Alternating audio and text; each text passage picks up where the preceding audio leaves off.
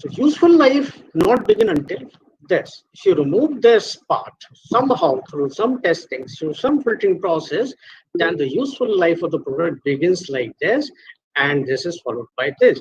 So MTBF, MTTF, what we talk about, it is this. It is the inverse of failure rate during this period. Yeah, if you are removing this and that, while the product is following all the phases. So the MTBF will give you an indication. You will consider that this is becoming the life without considering this period and this period. So this is so defined as the reciprocal of the failure rate during the flat portion of the failure rate curve. So MTBF or MTTF are defined in terms of this portion of the curve where the useful life we consider only the useful life. The unit of failure rate is failure per hour. The unit of MTBF, then it becomes hours per failure. Now note that it says nothing about how up to what point of this infant the first phase will last. How high the failure rate during this period, when this failure rate or the wear out zone will begin. So MTBF has no correlation with the onset of the variable. So it is not at all related with any of the portion, first portion and the third portion, but only you can relate it with the middle portion. So, and if you compute the reliability at the MTBF, it turns out to be 36.7% only or 36.8% only. So once you are specifying this requirement, are you thinking in this? Possibly not. Nobody wants that reliability after 10,000 is going to be 37% or so. It must be very high. So let us take another example that how MTBF will mislead you. So suppose there are 8 units are to be tested and the supplier has given the following data. If you compute the MTTF of that using Weibull analysis, so you will find both the supplier's product are providing you 10,000 miles MTTF. So which one you are to select? Are you going to select anyone? So based on this reliability matrix, the two suppliers' reliability can be considered to be equal. Now let us see that how the reliability varies with respect to time. So in the first case, say, so at 10,000 miles, you will see the reliability is vastly varies from supplier 1 to 2. Supplier 1 reliability is coming out to be 36.79, where the supplier 2's reliability is coming out to be 59.2. So this is the supplier 2, which has better reliability than supplier 1. So if you say that 50% chance of success or 50% with 50% confidence, what is the reliability? Here you can see the life of the product is. So you find the supplier 1's life with 50% confidence is 6930 and supplier 2's life is 10,066 miles. So in other words, supplier 2 is closely matching the requirement, not the first one. So simply taking the MTTF as a reliability metric will give you a wrong notion. So the use of MTF can easily mislead a design team or contractor into the producing low reliability designs, as you've seen in the earlier slide. Likewise, possibly you can save some money on your test to prove that yes, MTF goals are released, are proven. So in short, attempting to use a single number to describe an entire lifetime distribution can be misleading and may lead to poor business decisions. Let us take another example extending the previous example, the beaten life, where beaten life could be either the design life, warranty period, or whatever operation uses life is equal to 10,000 miles or 90%. In other words, we expect a 10% failure over 10,000 miles. So it is a better matrix, as it does not make the exponentiality assumption and it states clearly the percentile of failures by a certain time value. But certainly it lacks one component of reliability specification, that is a statistical confidence attached to. If you are estimating the reliability of that particular product, then how confident you are that reliability is matching with this. So we can change to attaching a confidence 90% reliability at 10,000 miles with 50% confidence. So if you're plotting this, if you're saying that 50% confidence, then it is as good as not to quote it, because whatever analysis is done and reliability data analysis, they are done at the 50% confidence level. So just one example, see this. So design A, the failure times are, there are 20 units which are tested and all have failed at different times. Likewise, the design B gives 4 units tested to failure. Now, if you see the plots, the reliability plots, unreliability versus time plots. So if you see that the probability of failure here, 5%, right? It is well below. So 90% reliability, will find that both meet the reliability requirement at 10,000 miles, because this is 90% reliability, the probability for failure should be 10%. So well below this, both are meeting the reliability, and design B has around 0.96 and design A has 0.95 at 50% confidence level. So both are meeting the design, reliability. So anyone can be selected. Now, if you look at 90% reliability, we see that, as I said, the 50% confidence level, as good as not to specify that. But if we specify the reliability requirement as 90% reliability for 10,000 miles with 90% confidence, it means we want a minimum reliability as 0.9 with 90% confidence. Now, the statement, same as previous example, you see that, except that more confidence is put into. Let us see the previous example, where we have the 20 units to test and design B has 4 units to test. Both are giving the same, almost close to same reliability. But given this requirement, you see what will happen. Now, the lower confidence interval has been drawn. Red line and this line on the previous graph. If you see that, at 10,000 miles, the 90% lower bound of reliability for design B is 79. This is the confidence bound, because it is just as 4 unit, so uncertainty is very high, and hence they have the confidence bounds wider from the main. And the design A has 90.41% reliability at the lowest level with 90% confident. So design A meets the requirement, which is much better than the design A.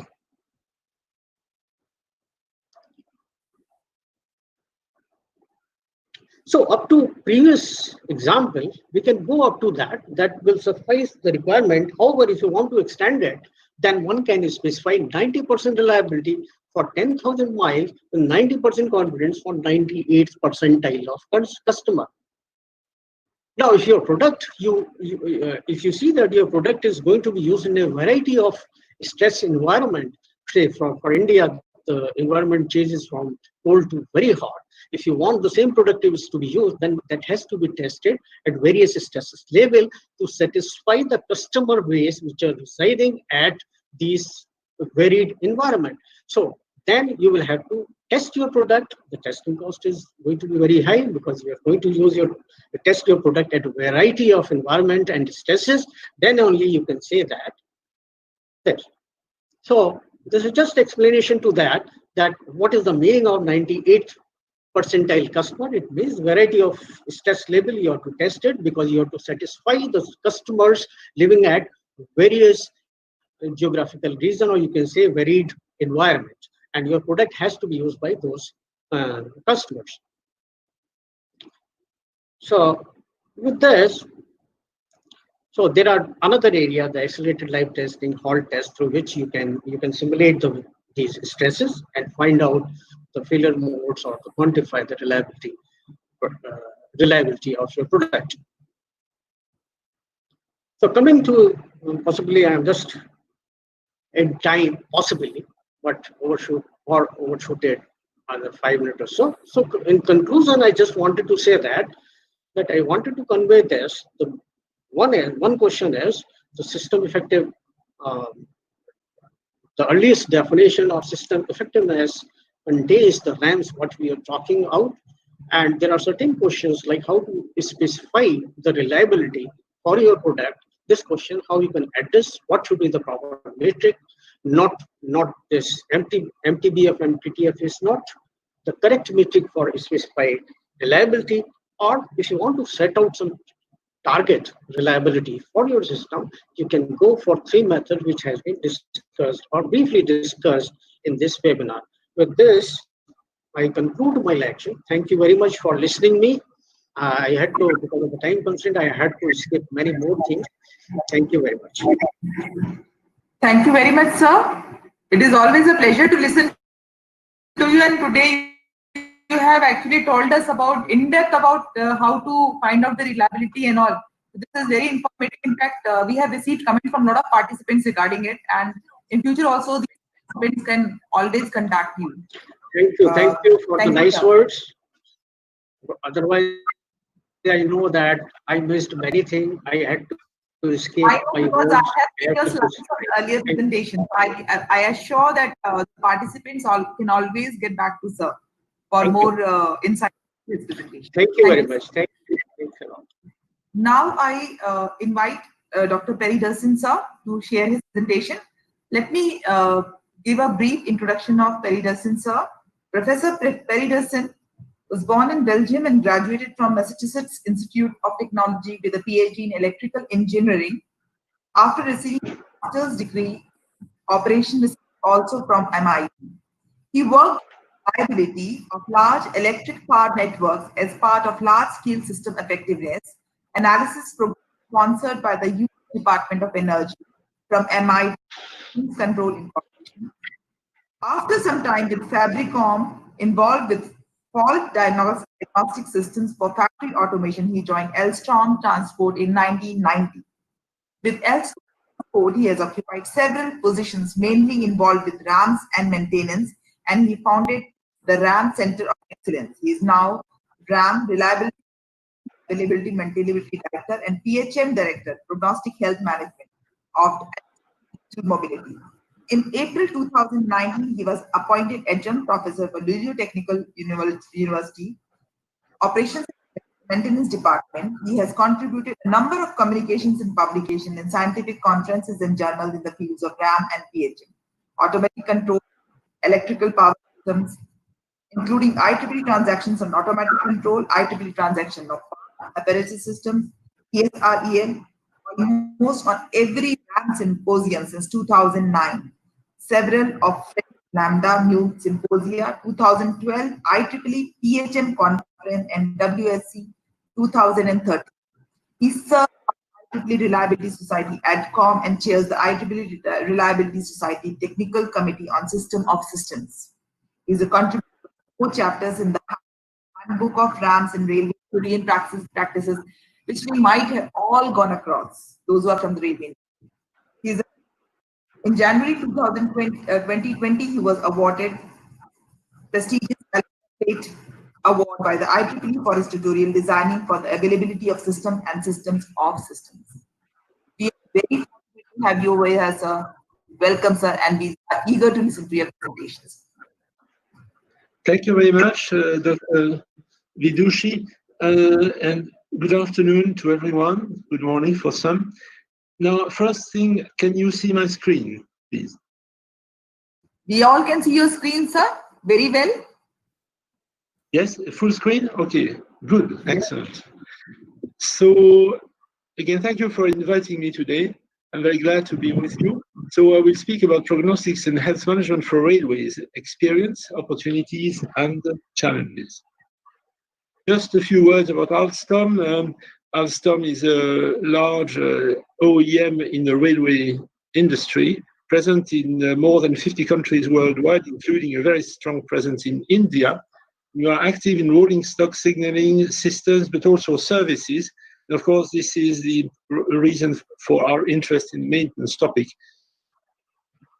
So I'm as Dr. Viljoshi said, I'm the PHM RAMS director for Alstom Digital Mobility.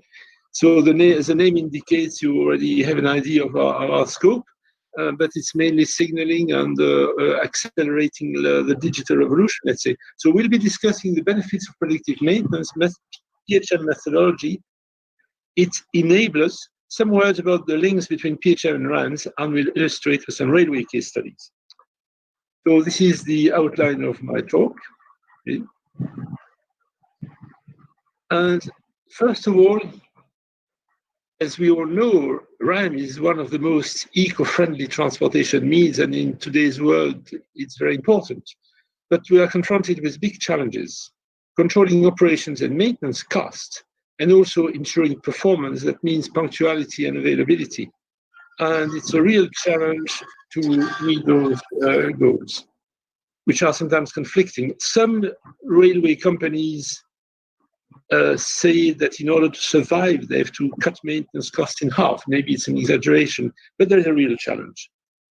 So this is true in a large number of complex systems, not only in rail, because these systems are confronted with increasingly demanded RAMS targets and at the same time in a very competitive environment.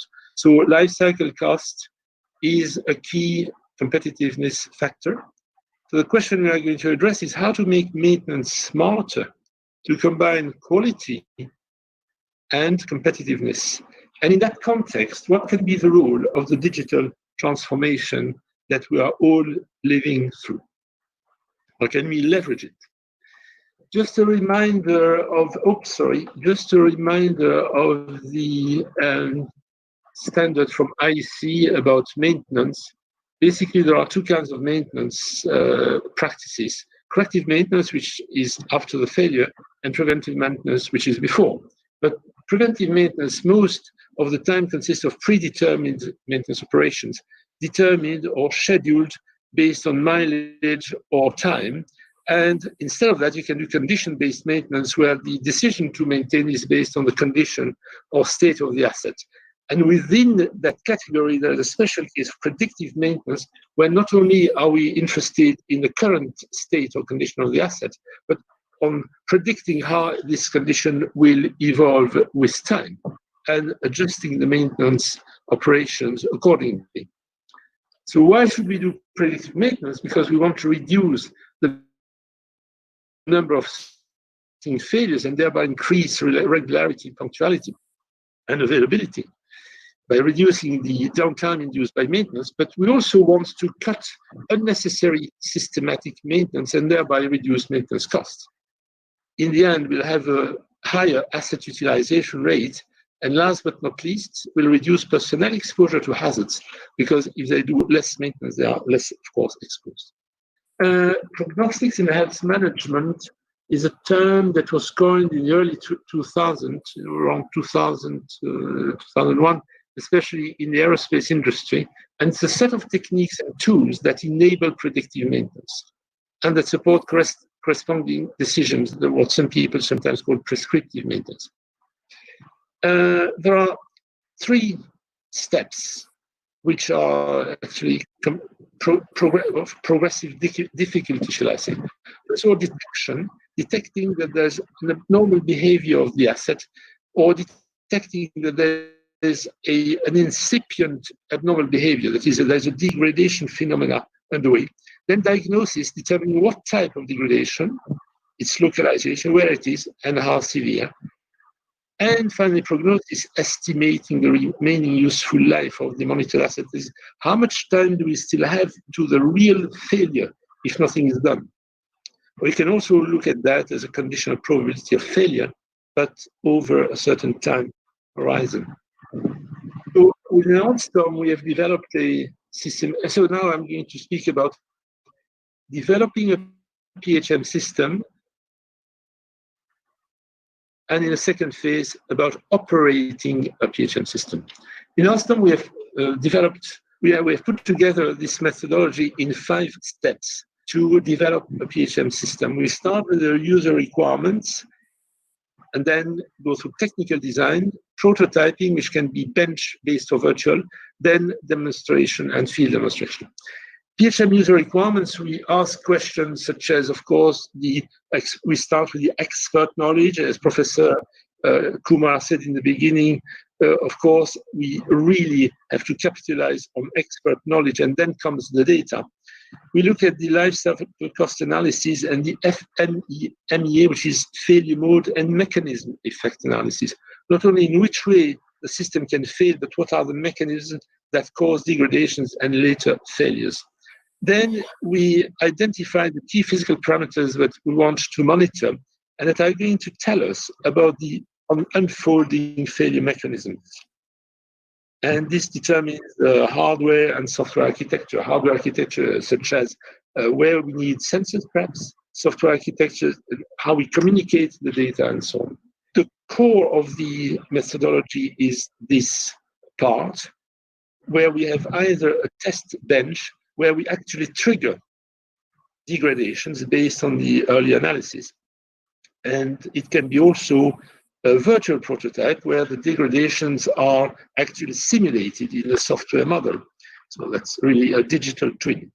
And we generate health indicators that actually are a measure of how healthy or unhealthy the asset is. And in these experiments, we are validating the health indicators in normal and also in degraded conditions. So we make sure these health indicators are a good metric for detecting and diagnosing the failures. And then once we have done this in the lab, we still have to demonstrate it in the field. So once we have developed a PHM system, we can operate it. And there are several stages, of course, in operations. First of all, acquiring data acquisition. We have to be sure that we know the context, as was emphasized by the previous speakers. Context is extremely important for reliability. And then we pre-process the data. Sometimes the data is not clean, we have to clean it. Then we usually do some signal segmentation, feature extraction, which means a sort of summary of the signal. We feed in the expert's knowledge. And then state detection consists of deciding whether currently the state is healthy or degraded, whether the degradation is ongoing. In that case, we have to diagnose the degradation, isolate, and assess the severity. And then if we can, we do prognostics. Sorry, too fast. We do prognostics, and we advise the human operator, the maintainer, on the best decision that he or she should take in view of all the knowledge that we have acquired. In other words, we tell him what he should maintain and when. And so this sequence of steps is actually standardized in ISO 13374, which is a standard for asset monitoring diagnostics. So you recognize the various steps: data acquisition, processing, state detection, diagnosis, assessing degradation level and its severity, identifying the mechanisms, prognosis, estimating the remaining useful life, and advisory generation, generating recommendations for operations and maintenance.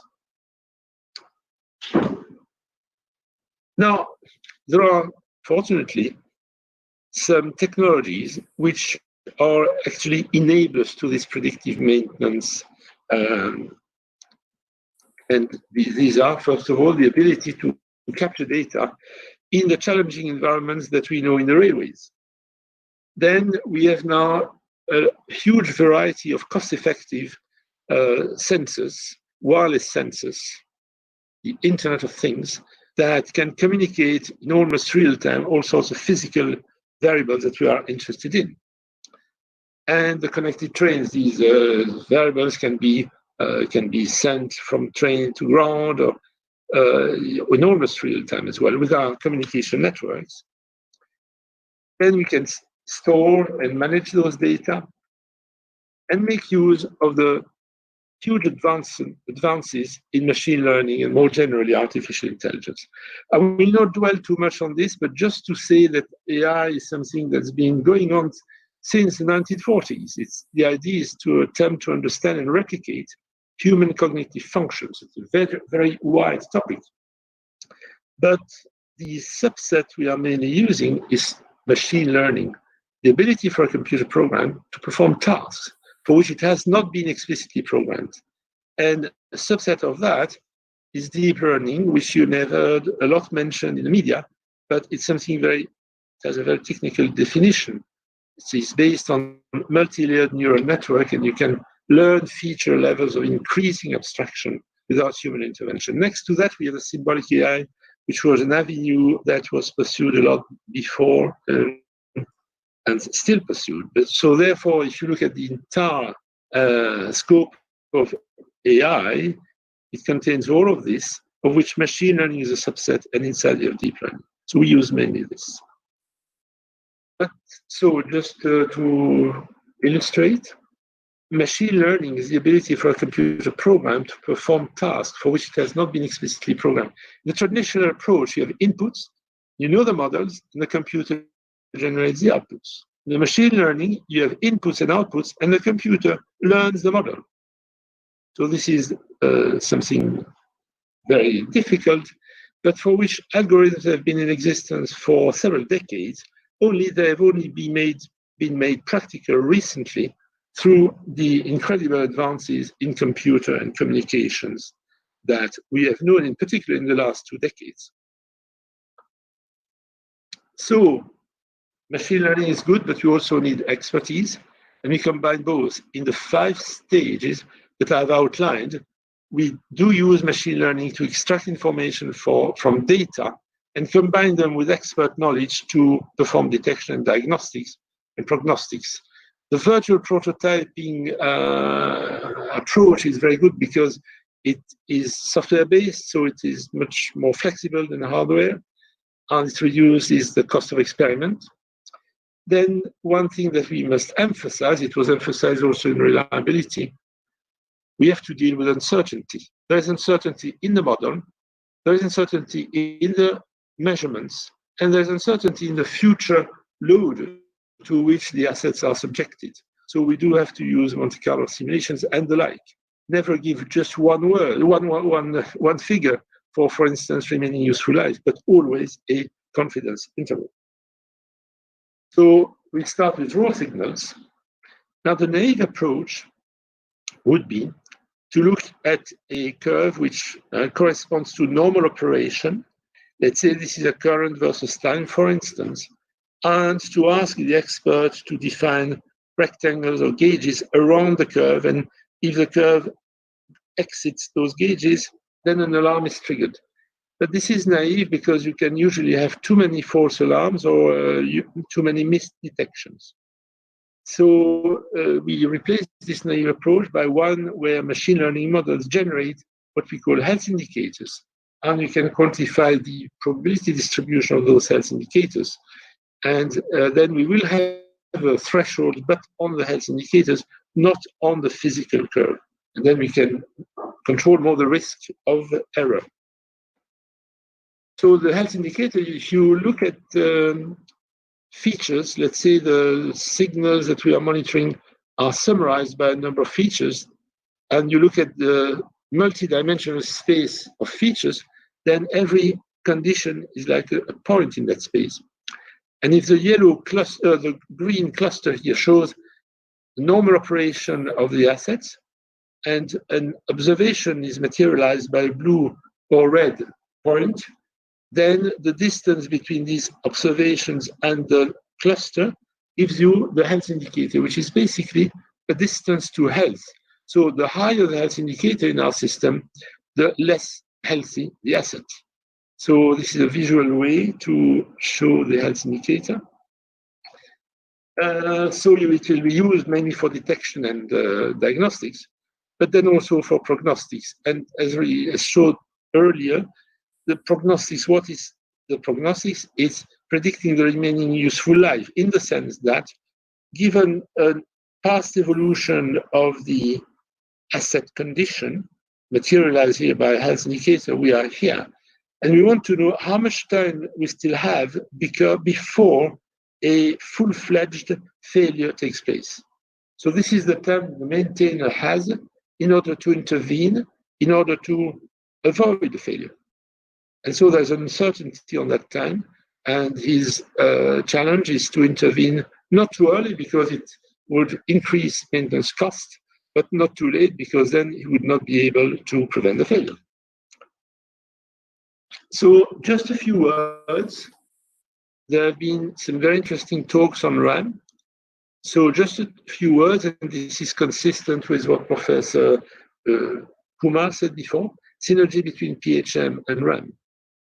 First of all, the first step in the PHM development is the FMMEA, failure, mode, and mechanism and effect analysis. And this is typically a RAM exercise, which is going to be the first step for the PHM. Then, once you develop a PHM system, the main benefit is to increase reliability and availability, and of course, that's RAM. So it's obvious that the two are related, but they are different. RAM focuses on populations, and PHM focuses on individuals. For instance, in RAM, you estimate the lifetime as a distribution law for a population with an average mission profile and in context. For PHM, you forecast the date of function loss for one individual asset, the customized mission profile. In RAM, you deal with failure data, which is the dates of those data, discrete data. In PHM, you look at degradation data, so that's continuous parameters. In RAM, you make maintenance decision for a population. For instance, you would estimate the necessary amount of spare parts and the frequency of maintenance intervals. In PHM, you make the maintenance decision for one asset. When do I maintain this asset? In RAM, you deal with global indicators like the MTTF, which has its weaknesses, as reminded by a previous author. Also, MRL and mean remaining residual life, the failure rate. And in PHM, you have the remaining useful life and the health indicator. The expectation of the remaining useful life is the mean residual life. And so I think that many of the works that have been going on, let's say a lot of the precious heritage of RAM engineering is useful potentially for PHM. But the two communities are usually separated, and I think there's room for a lot more synergies. And by the way, I'm glad to see that in Gautam Buddha University in Noida, it seems that this synergy exists, as it also exists in Luleå Technology University, for instance. So now we are going to look at case studies, of course, railway case studies that I've been involved with. Alstom has been involved with all those systems, but we don't have too much time, so I've made a selection of 3 subsystems: the point machines on the signaling side, the HVAC and the doors on the train-borne side. So first of all, turnouts and point machines. Of course, you all know what a turnout is. It's a mechanism that allows the train to change direction, and it's controlled by the so-called point machines or switch machines. It's important because it has a big impact on the network reliability and availability. We know that a turnout failure can make an entire line unavailable, so it can have tremendous consequences in terms of punctuality and availability. And usually it leads to penalties and, of course, negative image. Also, they are an important cost item in terms of maintenance. The maintenance is usually performed manually quite frequently. So, by the way, it also takes place at night, and so it's not the best conditions for the maintenance agents. 2 reasons to investigate predictive maintenance. So how to do it? So what we have done is we monitor typically the current as a function of time during an operation. That means a maneuver, a swing from one position to another of a turnout. And this is a normal shape of that curve, and we segment it. And for each segment, we calculate what we call a feature that is basically a summary of the signal on that segment. So the summary can be different depending on the segment. For instance, in here, you can see that the slope is probably relevant. In here, maybe it's the average and standard deviation, and so on. So then with all those features, we create, as a mathematical operation, a function of a scalar function of all those features, which is a health indicator. And in this example, we see that the health indicator evolves in time, which means that the condition of the turnout deteriorates. And by the way, after there is a maintenance intervention, the health is restored, which is good, which is a goal of maintenance, and therefore the health indicator comes back down to a normal value. So the benefits are those I mentioned.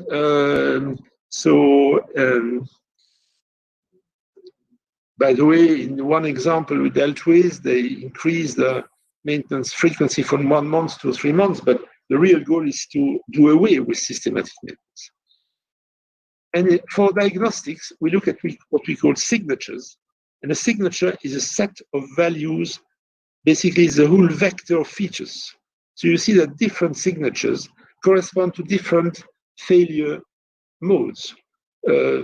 Failure because of lack of lubrication, like loss of tolerance, that is the adjustments, rail deformation, power supply problems. So by looking at the current signature, we can compare it with the various signatures we have in our library, and therefore deduce what the most likely type of degradation is. So that is basically diagnostics. And this is a real example. We start by a training period, which can be of variable length, but long enough to teach the algorithm, to teach the machine learning algorithm the normal operation. So it has acquired a number of values of the health indicator that corresponds to the normal operation. So we have to be sure it is the normal operation. Then these are the observed values of the health indicator in the subsequent period. Every point here in this space corresponds to a curve on the right. So a physical curve acquired during one maneuver, current versus time. So you see here, this point corresponds to normal operation. This one's already slightly degraded. This one totally failed because we lost control of the turnout. So of course the goal is to intervene here before you get to this point. In that case, the maintenance told us that the cause was an inadequate adjustment. So this was for turnout, where we had, I didn't say, but we had a physical test bench. And now, just a few words about another application, which is heat ventilation and air conditioning, HVAC, for which we decided to use a virtual prototype, because a test bench would have been very expensive. And also we had all the thermodynamic models that allowed us to model the operation very precisely.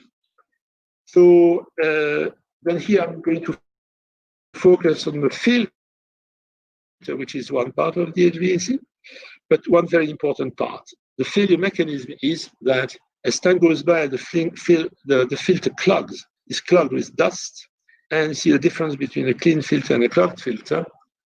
And what happens then, of course, is you need to in much more important throughput, airflow, to achieve the same cooling capacity. So the so-called coefficient of performance, which is the ratio of the cooling that you get over the energy that you inject, goes down. And so on that basis, we can build a health indicator which basically measures the percentage of loss of the cooling capacity. And therefore, on that basis, you can forecast when the function will be completely lost. The reason why HVAC is important for preventive maintenance is that it contributes to energy consumption. It is a high maintenance cost item, especially because you have to work on the roof, and the impact of the fault is important. You reduce fleet availability, and in hot countries, it reduces passenger comfort. In some countries, like in Dubai, when you lose HVAC, you have to remove the trains. So this is the evolution of the health indicator, built, as I explained before, with time.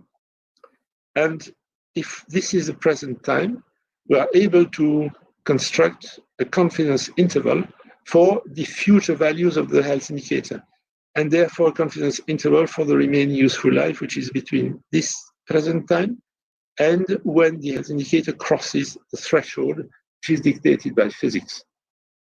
In this particular example, which was, we had a demonstration on the RAMS tramway in France, the filter life was extended by almost 100%. According to the supplier, the replacement of the filter should have taken place at this stage, and instead we comfortably continued until this date. So we also generated this is the remaining useful life, the prediction with a confidence interval with upper bound and lower bound. As time goes by, of course, the interval shrinks. The closer we are to the end, the less uncertainty about the remaining useful life, of course. And this is the actual one. So you see the prediction was very good. This was the installation of the data logger and so on the tramway. And these are the results. This would have been the replacement according to traditional scheduled preventive maintenance. And these were the actual, in green, the actual replacements. So we cut in half the number of maintenance operations and the tramway immobile downtime. So that was quite good. The return on investment is undisputable. And now we have generalized this to a number of vehicles and fleets. Last examples for today, passenger doors. Why are passenger doors a subject for preventive maintenance? Because in terms of maintenance, they represent between 10 and 15% of the total life cycle cost, at least on tramways and metros. Because obviously, as you can imagine, the loss of the door function has a big impact on train operation, and not to mention the way passengers perceive the network and the way, therefore, the operator perceives the supplier. And so what we did in this case was to go through the physical test bench route. So on this test bench that you see here, we simulated, we triggered a number of malfunctions. And in doing so, we took the context into account. It's very important. The types of malfunctions we simulated are maladjustments, changes in lubrication, and anything that can affect the kinematic chain. It is the order of the motor is not transmitted to the leaf. The context is important because, for instance, if there is cant, that is, there is an angle, the train is not completely horizontal, obviously it's easier to open the door, and conversely, in the other direction, it's easier to close it. So if you make the conclusion that there is a problem with opening the door, actually it was because of the cant, it's a wrong conclusion. So the context must be taken into account. Like in the previous examples, the context was temperature. So, okay, this is the benefits is that we can anticipate the mechanical issues, adjustments, for instance, needed adjustments for the door, malfunctions on the kinematic chain. And we followed the methodology that I've outlined before. First of all, analyze the failure mechanisms, and this gave us an idea of which parameters we wanted to monitor. In this case, position of the door, time to open and close, and energy expended. That was obtained through the current. So we had to have some sensors to monitor the current because it was not immediately accessible from the motor. Then we simulated the door degradations, as I said before, while taking carefully into account the context. And then we acquired the signals here. You see the red signal is the position. As the door opens and closes. And in blue, you have the current. So we have a test signal database. We extract the features. The features, we build the health indicator. And from that, we obtain the diagnostics and prognostics. And then, of course, we had a demonstrator, which is a primary in Barcelona in Spain. And this demonstrator has shown that, first of all, the test bench has shown that we can have a very high performance in terms of detection diagnostics. So we have a high detection rate, which means that most of the time when there is a problem, we detect it, and a low false alarm rate, we don't raise alarms when there is no problem, most of the time. So the types of degradations which have been identified represent more than 60% of the typical service-affecting failures encountered on a typical project. That means this shows that the system is quite effective in terms of the performance of the PHM system itself. Now, to end with a few words on challenges and opportunities as we see them, and of course it's not exhaustive. Challenges. It's not enough to build an algorithm. You have to make sure that the performance of this algorithm is sufficiently good. What do I mean? In terms of detection, for instance, if you look at this so-called confusion matrix, you have the condition which is predicted, degraded or healthy, and the real condition, degraded or healthy. So one has to minimize the false negatives and the false positives. False negatives, that is saying that the asset is healthy when it's degraded, so you don't detect the problem. False positive is to say that it is degraded when it's healthy. You raise a false alarm, so those two are no good.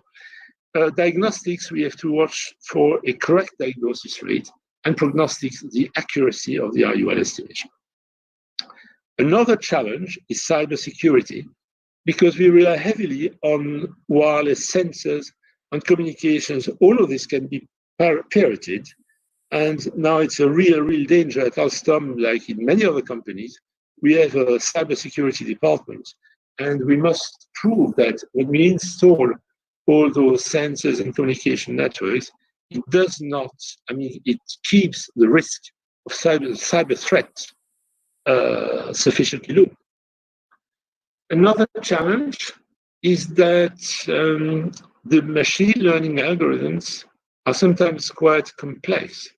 And because they are complex, some of them are really black box. You don't know what's going on inside. Sometimes it's difficult to persuade the experts that the decision is a correct one. And there is a trade-off between interpretability and performance. And unfortunately, the easiest to interpret, like linear regressions, are the lowest performance algorithms.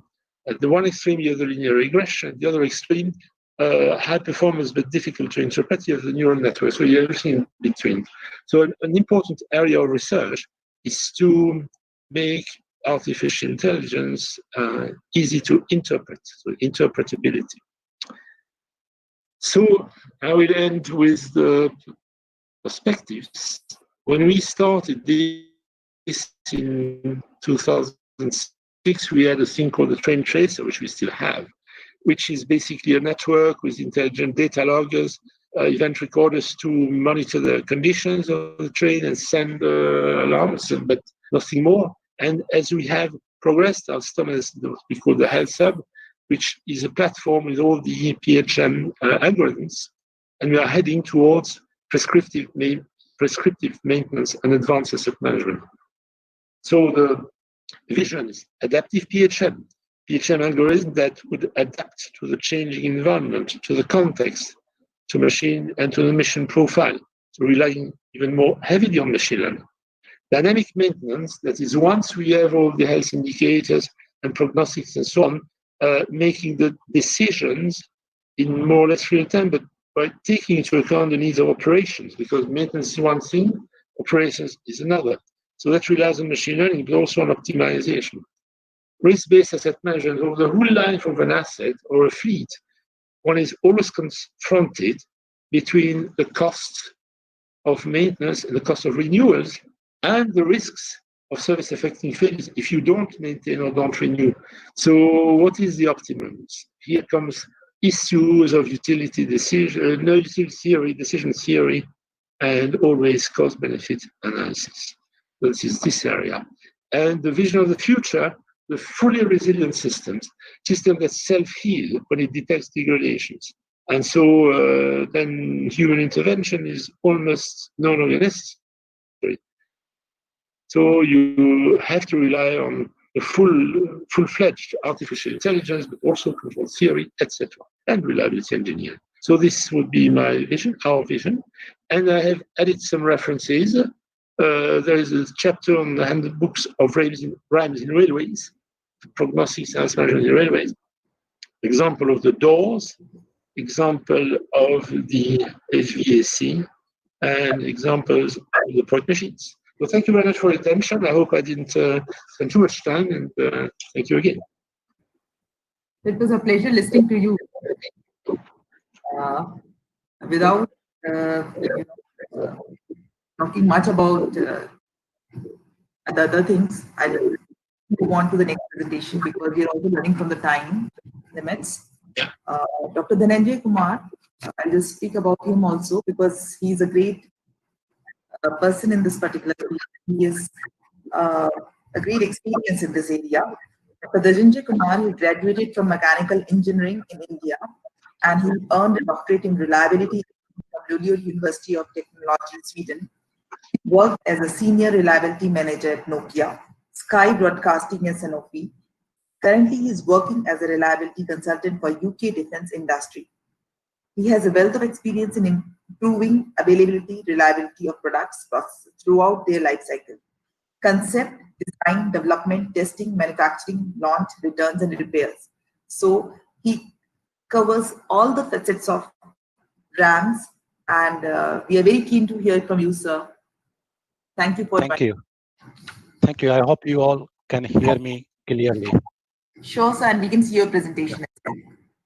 Yep. So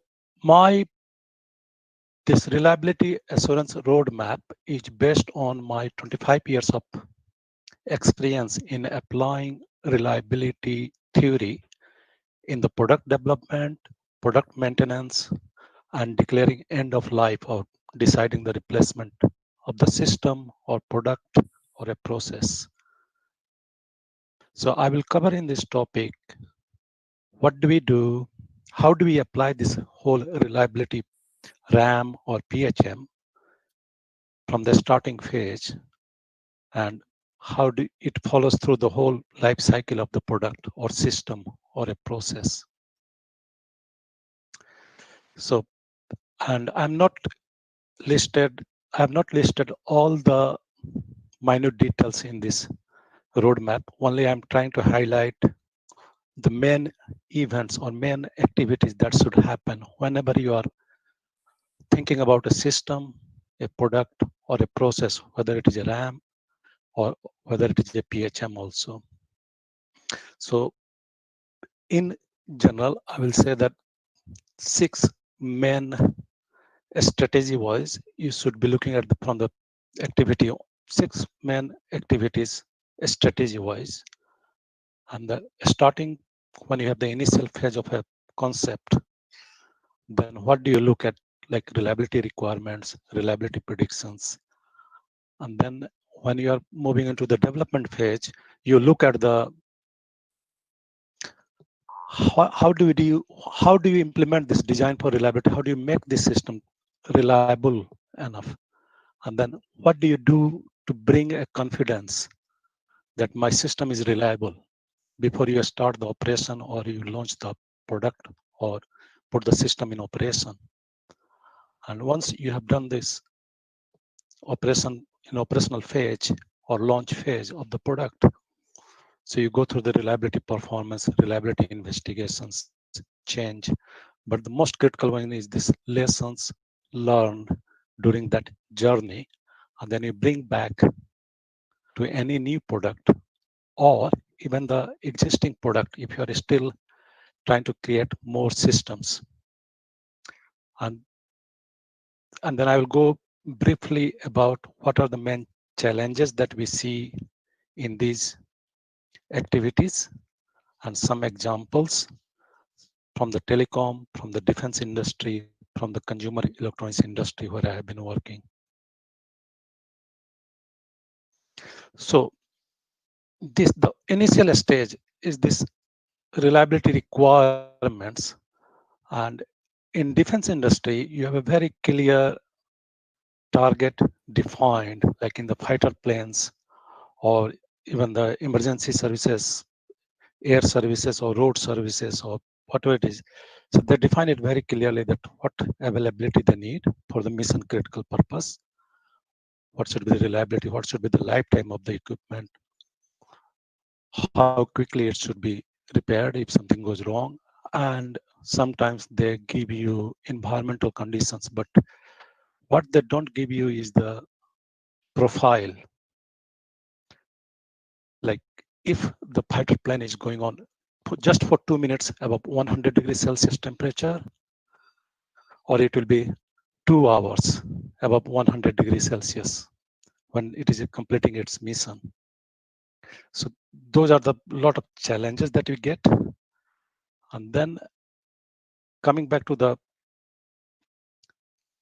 challenges side, the biggest challenge becomes like, how is it optimal cost to produce just 2 units or 10 units? How, to what extent we can define these reliability aspects of this product? So different methods that we use depending on if it is a larger population or a smaller population. Plus, sometimes you don't have a requirement well defined from the customer side, or you are creating your own product. So what I call it like internal requirements. And then as a reliability person, it's a responsibility to define those requirements.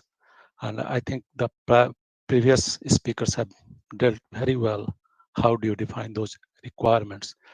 But overall, it becomes like, do you see this reliability target, reliability requirements as an opportunity or as a risk?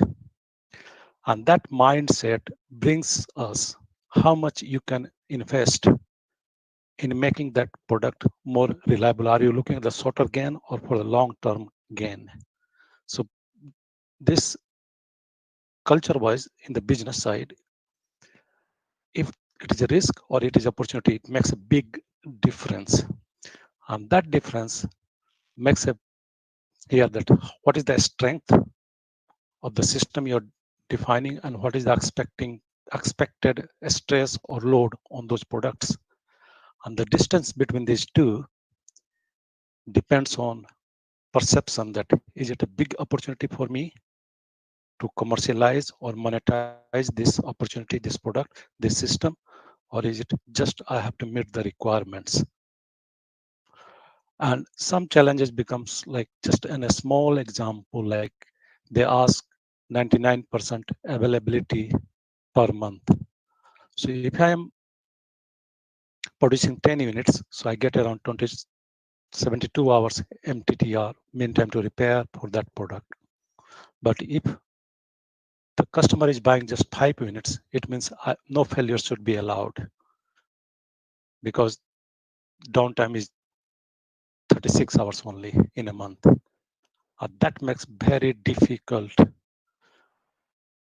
analysis and focus on the design for reliability, depending on what quantity of the use of the system or product that we are developing.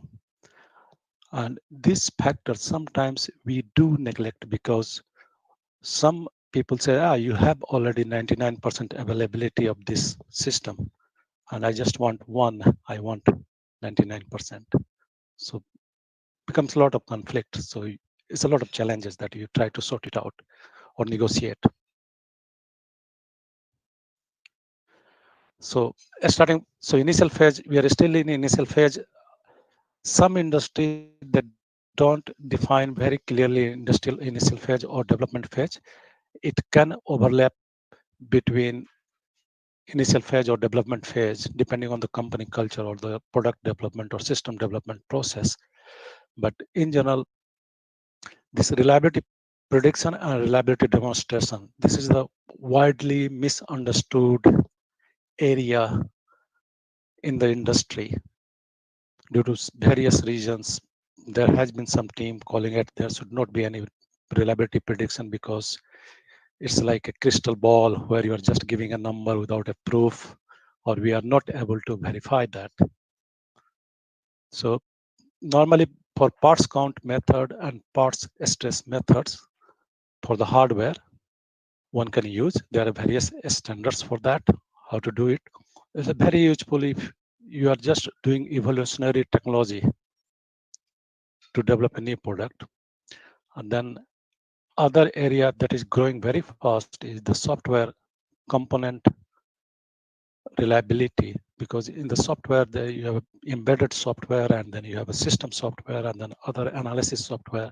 So there are so many components come into picture that will ultimately reflect on your reliability of the system or product. And then other way we do is we look into this simulation side. You can do Monte Carlo simulations depending on this predicted reliability. And then you can look at the long term, whether it is if the target is within a month, I should have 99% availability. You should be able to simulate and tell to the designer, to the business that which area or which component is weak. And then you do the changes. Sometimes in the base stations, I had to do a lot of simulations there. We could improve the reliability of the base stations quite a lot by just improving a few components and putting some components in a standby and some K out of N situations or in a series system or parallel system. Then comes this, once you have done the prediction, then challenges starts with this testing. How do you do the test? What confidence you can have? There are a lot of theory around it, but in reality, when you start to test, the product will be not ready completely. There will be shortcomings. There will be a lot of noise when you are starting to do this reliability test or demonstration to the customer. We had to do many demonstration to our customer in Vodafone, T-Mobile, or even the defense industry in NATO, that the product that I have developed is reliable enough, or it will give me only one failure in 1 year of time.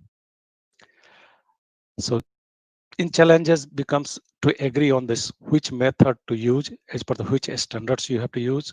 In the test side, you have to look at the challenges becomes like currently the products that our system that we design are very highly reliable, or the design in reliability is very high.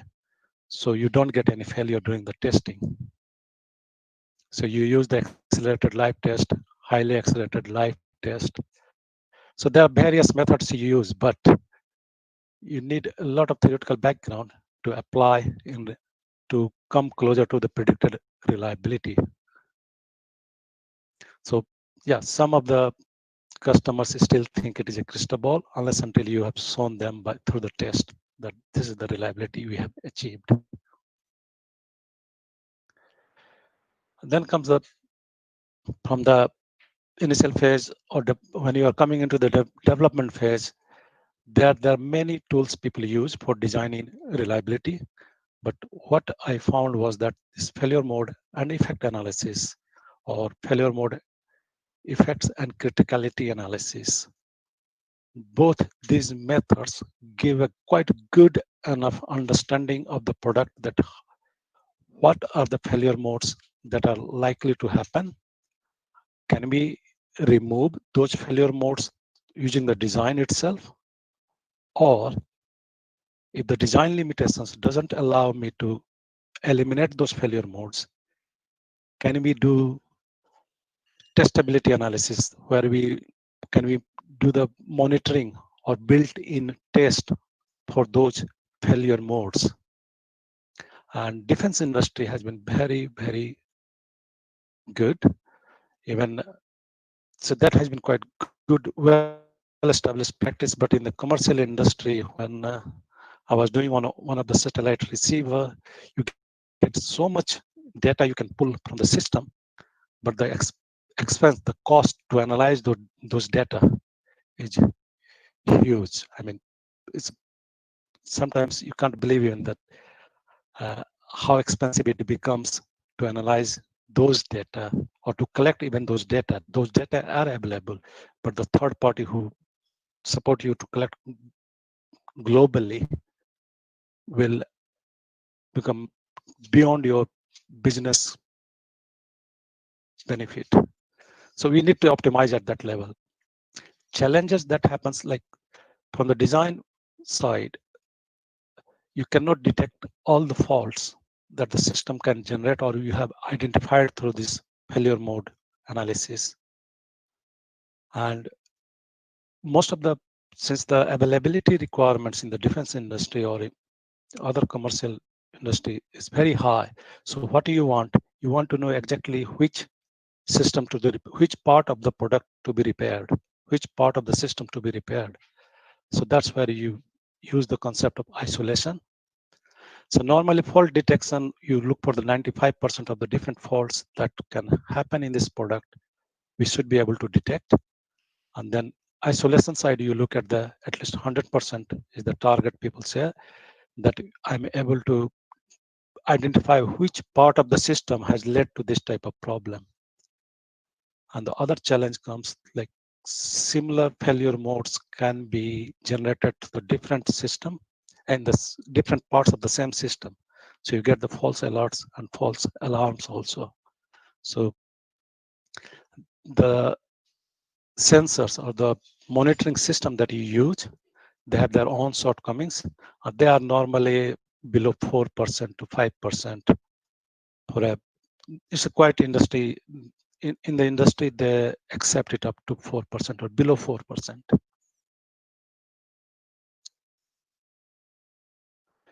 Yeah, so when we have done the development, done the product test, trial, you start the launch or operation of the product.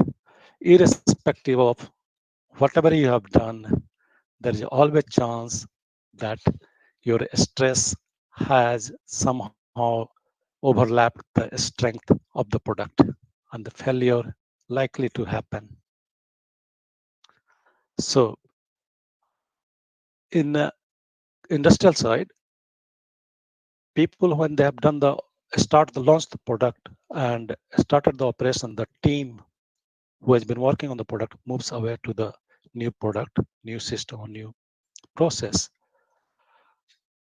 But recently, there has been quite a lot of discussion in the commercial side that even if the project has finished, you have delivered the product, a certain core skill set should be kept in the same project in the operational side. And what we do when you launch the product, you bring back all failures, all returns, all points of concern that system has generated for thorough analysis. And normally when you bring it back, you'll find it around 20% had the genuine reason that why system has failed. And 80% is more on the human reliability side, because we are quite weak in modeling the human behavior, how they will use the system. It can be either due to lack of training, lack of understanding, or in the design itself, you have not thought about those various huge conditions.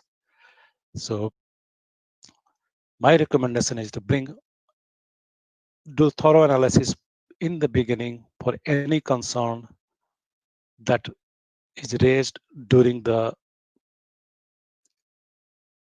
starting phase of the operation or launch of the product, and then act immediately on those root causes and implement the preventive actions for those root causes.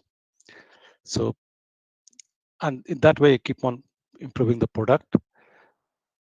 Challenges becomes, as I mentioned earlier, the resources. When you move from one product, you do the design, launch the product, it starts to work, and then you move the core skills in another area.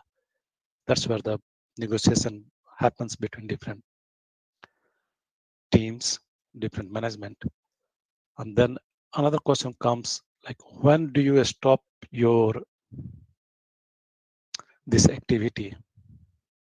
See, it's again, do you see the risk or do you see the opportunity in improving these failures or removing those failures?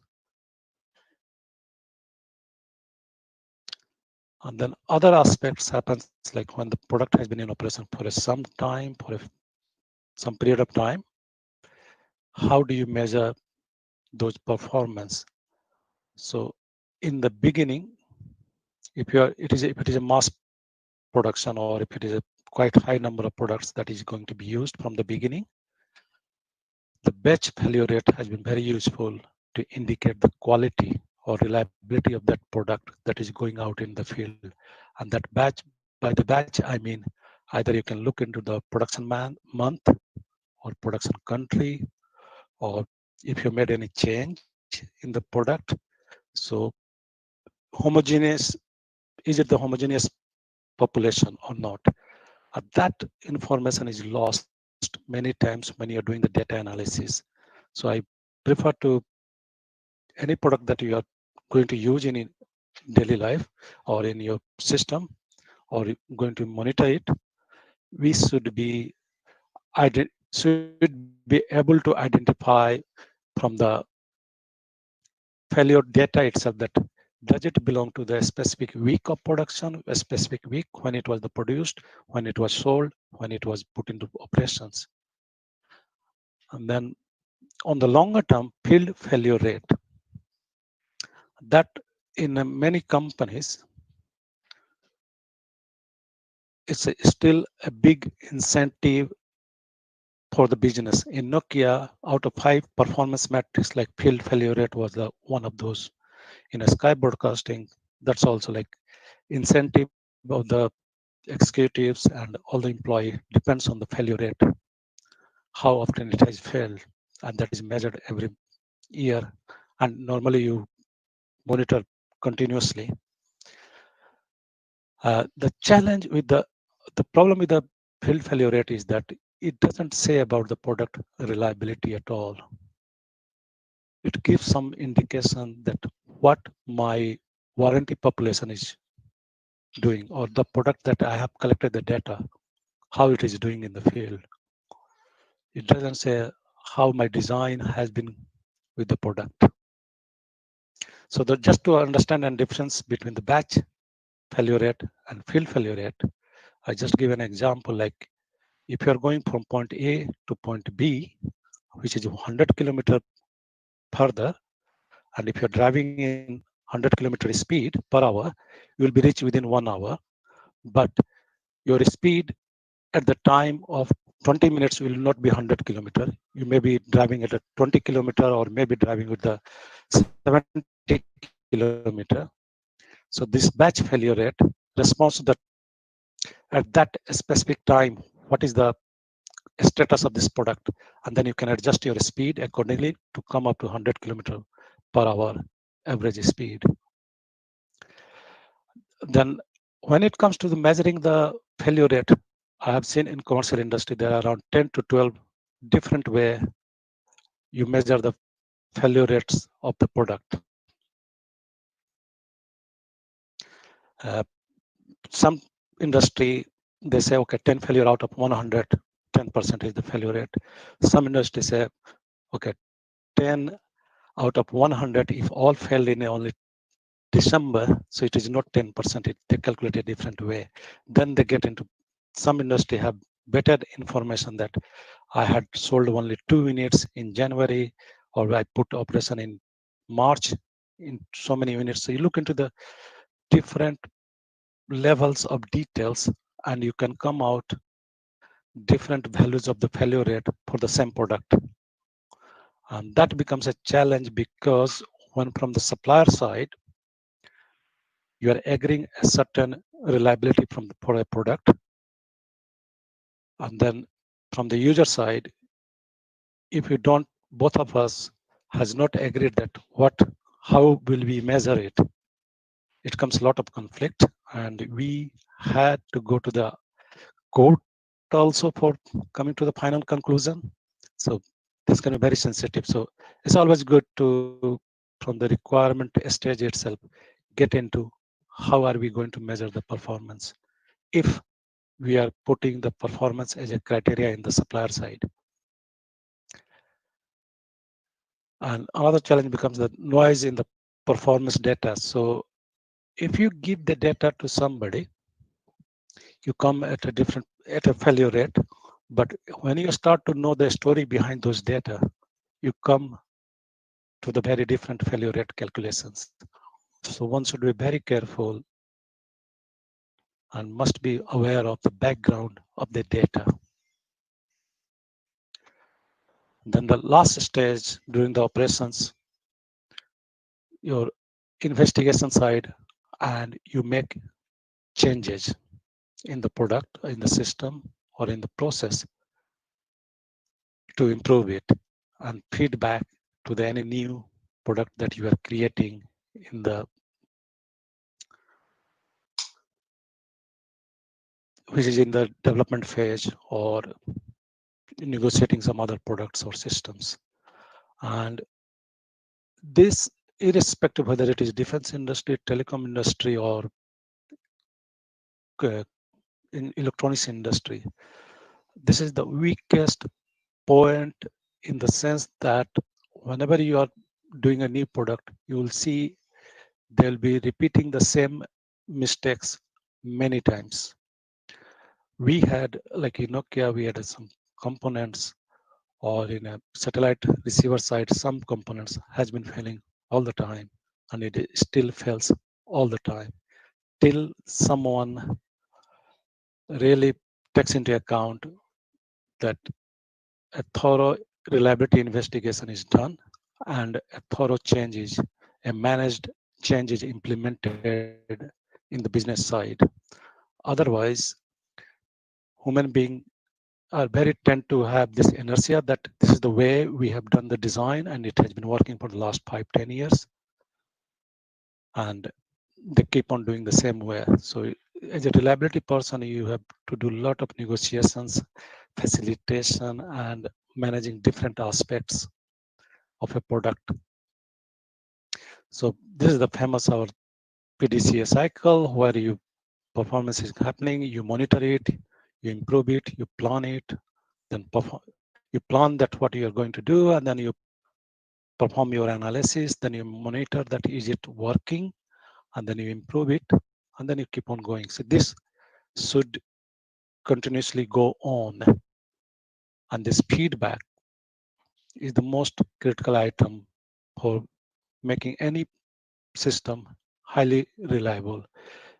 Whatever is a railway system or defense system or any system, the challenges is in any industry. I have not seen yet a very good feedback loop. Like there is no department or no single point of person who coordinates all this feedback loop at the same time have a technical understanding to implement those changes.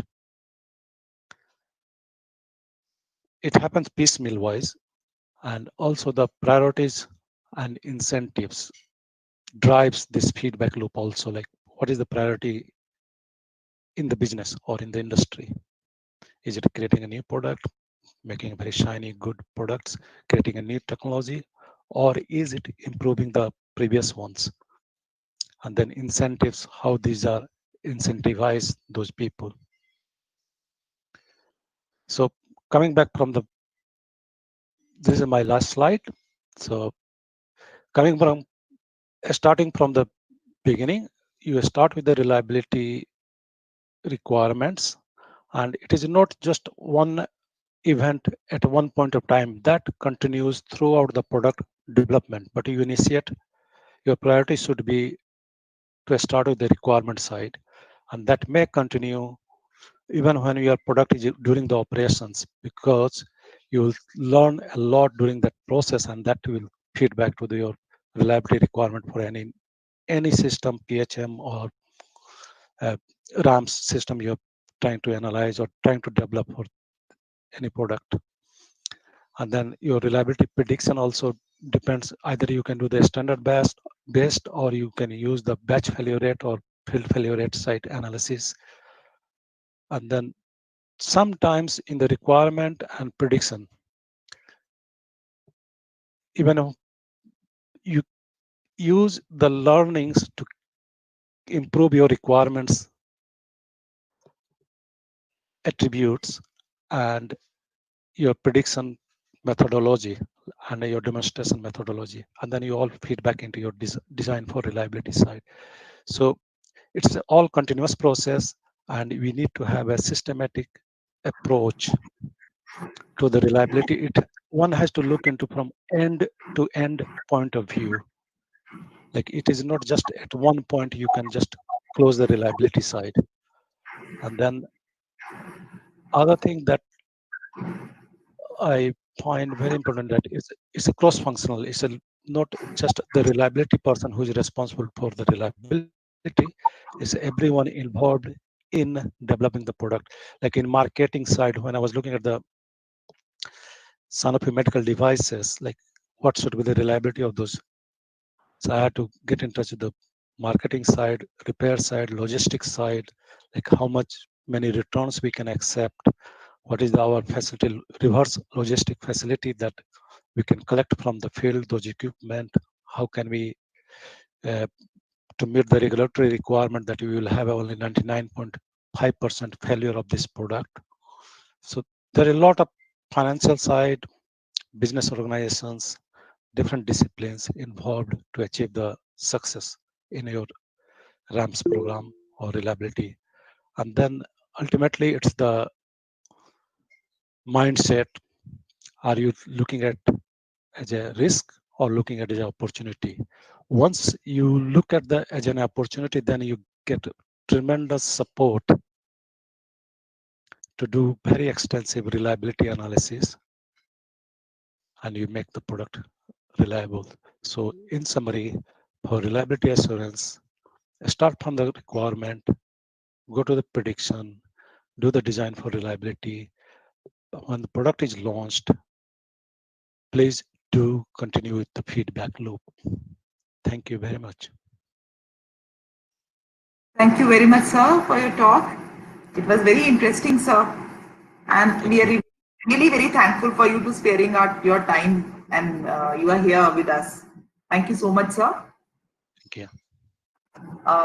Now, the next speaker is Dr. Mukul Verma, sir. He is the RAM consultant at Gurugram, and he's going to cover the RAM safety, which is again railway safety, which is very important aspect. Dr. Mukul Verma has extensive experience in academic and work experience in the fields of RAMS and design of safety signaling systems. He has got a doctorate degree on design and development of safety critical systems from Indian Institute of Technology, Delhi. He is a former railway signal engineer and now working in the area of RAMS. Dr. Verma is a chartered engineer of Engineering Council UK and IETE India and fellow of IET UK, IRSE UK and IETE India. He is also a certified software quality professional. I just want to add one more thing, that he is also part of our joint consultative committee of rapid alternative energy and mobility. And he is one of the persons who has been maneuvering this boat of RAIM and our center and guiding us from time to time. Thank you very much, sir, for being here. Sir, we'll be eager to listen to your talk also. Thank you, sir. Thank you, Dr. Vidushi. Ladies and gentlemen, I will be talking about something about important points for regarding railway safety. So let me share my presentation. Screen.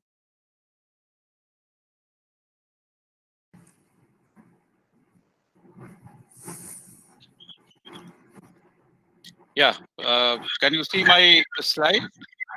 No, sir, right now we cannot see. I've already shared it. Yes, you've just shared it. Thank you so much. Now we can hear you as well and see your slide. Thank you, sir. Okay. Yes, sir, fine. Okay, fine. Thank you very much. I will be talking about some important issues on railway safety. First thing is about history of railway safety. History of railways is about 2 centuries old, and so is the history of accidents. The picture you are seeing on your screen is about the inaugural run of intercity trains between Manchester and Liverpool on 15 September 1830. This was the first train in the world which ran between two cities, and it met with an accident. So accidents are part of all modes of transport. Our endeavor is always to minimize the risk. What is risk? We will see. Risk is a combination of severity of an accident and probability of accident. So we will see some important issues on safety. That is, first thing is, what is safety? We will try to define safety. Can we quantify safety? Well, why do we need to quantify it? Unless we quantify, we don't know where we are and where we have to go. Have we improved? So to measure all these things, it is important to measure safety. As Dr. Chaturvedi in the previous session said, we have to quantify quality. Similarly, safety has been quantified, and we will later on see that it has been quantified into 4 levels universally for all modes of transports, whether it is road vehicle, whether it is aerospace, or whether it is railways. This is safety integrity level 1, 2, 3, 4. And the level of safety is decided based on the severity of consequence of accident. Next question is, can we achieve 100% safety? Well, answer is no. There is some accepted level of risk which has to be taken by depending on the society. Every society, every country has its own minimum accepted level of risk, and safety is only an insurance that you will not have more than the small amount of risk that you have already accepted. Well, if 100% safety is not possible, then how we can determine what is the amount of safety we need for a function? For example,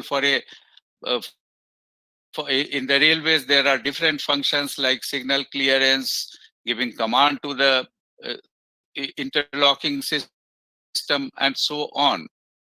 For this, our safety standard CENELEC provides a guidelines to decide what level of safety is required for what level or which function. We will see about CENELEC later. Then, having determined the safety level, how do we go about achieving it? In other words, how do we design different subsystems and operating procedures to be put in to achieve the required level of safety? Again, CENELEC comes to rescue, and CENELEC is the universally accepted, well, not universally, but at least in India and Europe, CENELEC is the Bible for railway safety. So CENELEC gives the guidelines to decide how to achieve a given safety level. And having achieved the safety level, we have to show to the customer or to the public in large that we have achieved this safety level. So CENELEC provides the guidelines how to achieve and how to demonstrate the safety level.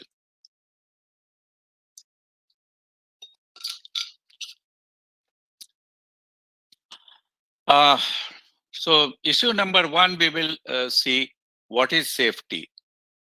Safety has been defined in CENELEC in just a few words: freedom from unacceptable risk related to human or environment. Now, there is a key word here. This is unacceptable. That means, as we discussed earlier, some amount of risk has already been accepted by the society. And when we talk of safety, we only make sure that we don't increase the risk beyond what is already accepted by the society. And we have seen earlier that risk is the combined effect of severity of hazard or accident and probability of the hazard. Well, hazard is a technical term. Hazard is a situation where there is a possibility of an accident. So let's say in plain words that risk is the combined effect of severity of an accident and probability of an accident. If the severity is very huge, then we have to reduce the probability of that accident to the acceptable level. We have talked about Senelec. Here, I would like to spend a few minutes on Senelec because this is very important for the railway engineers. Senelec has got 4 standards. The first is EN 50126. This is for railway applications. This is for complete railway domain, whether it is signaling, whether it is rolling stock or track. 50126 applies to the complete railway application. It has got part 1, which defines the RAMS process. So this is not only for safety, this is for reliability, availability, maintainability, and safety. And part 2 deals with particularly with safety. So these 2 parts, they are applicable to the complete railway domain. Then there is another standard, that is 50126 part 3, which is a guide to the application of 50126 to rolling stock RAMS. This applies only to the rolling stock domains. Apart from this, there are 3 standards which apply to signaling systems. 50129 particularly provides the guidance for electronics hardware as well as the system. I have seen 50129 being applied to rolling stock also. So people have started using this for rolling stock also. Then next standard is 50128, which is again for signaling system, but for software for signaling system. And the last one is 50159, again for signaling system, but for safety related communication. As you will be aware that metro trains, they run mostly on Wi-Fi and maybe on Tetra also at some places. But the communication system as it is cannot be used to control the safety functions. So a safety layer is built up over and above the communication packets, and how these safety layers are to be put, that is described in 50159.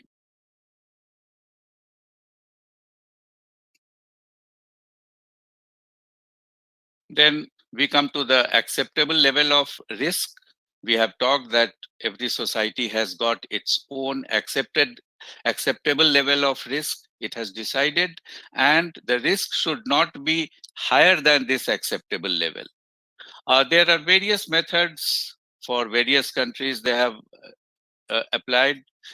Generally, the most popular one is as low as reasonably practicable, ALARP method. This is a very popular method, and in India also we are following this method. We will see how this method is applied.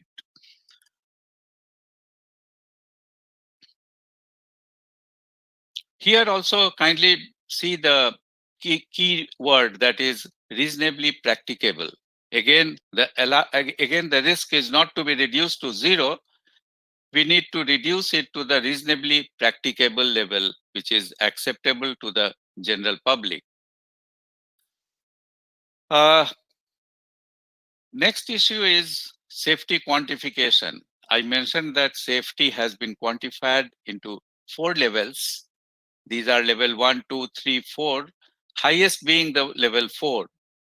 So for any hazard, or any accident, we look at what is the severity of most possible severity of the accident. Maybe head-on collision. For example, suppose there is a hazard in which conflicting signals have been cleared for two trains. There may be head-on collision, there may be side collision, or there may not be any collision at all if there is no train. So we look at the highest possible severity, and that is head-on collision. Since this cannot be accepted, its probability has to be brought down to a very low level, and that is given in the Senelec as less than 10 to the power minus 8 per hour, which is about 1 in 10,000 years. So similarly, for other things, for example, doors of a metro train open in the moving train is a is not a good thing. I mean, it is not acceptable, but it is not as severe.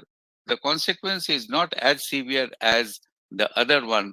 Probably this is assigned a safety level number 3 or 2. This is a subjective matter, and the probability of its occurrence is reduced to less than 10 to the power minus 7 or minus 6, and so on.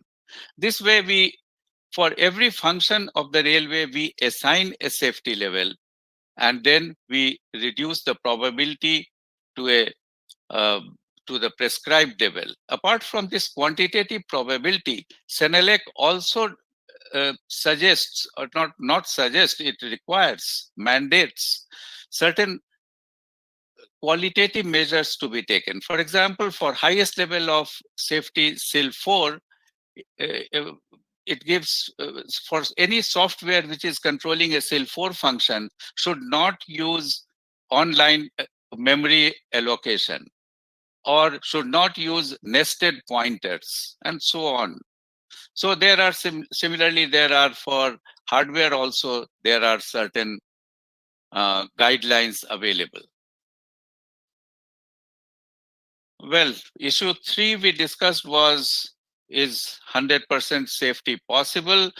This has already been answered. No, 100% safety is not possible.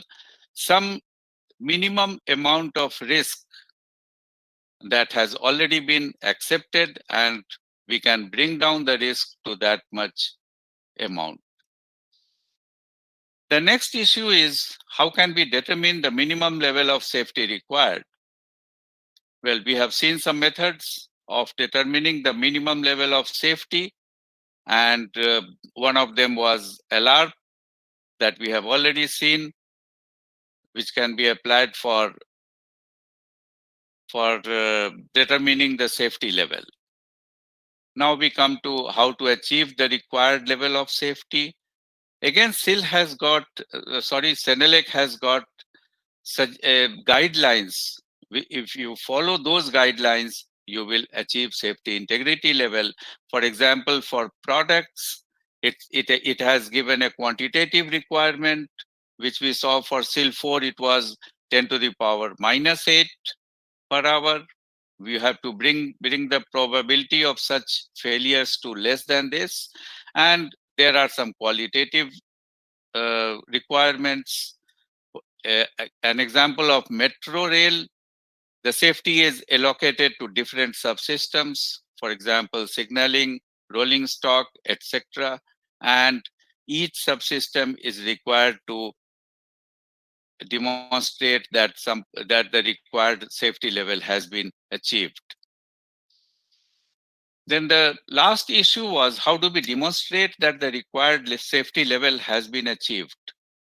Well, all documents have to be prepared. You have to give a justification. You have to calculate and show that you have achieved this. Probability of failure has been reduced to 10 to the power minus 8 per hour for SIL 4, and maybe minus 10 to the power minus 7 for SIL 3, and so on.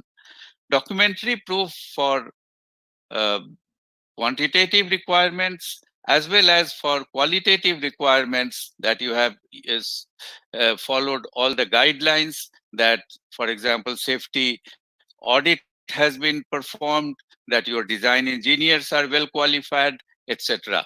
Giving all these things, a safety case is prepared and put up to a independent safety assessor who assesses everything and then certifies the system to be safe at the required level.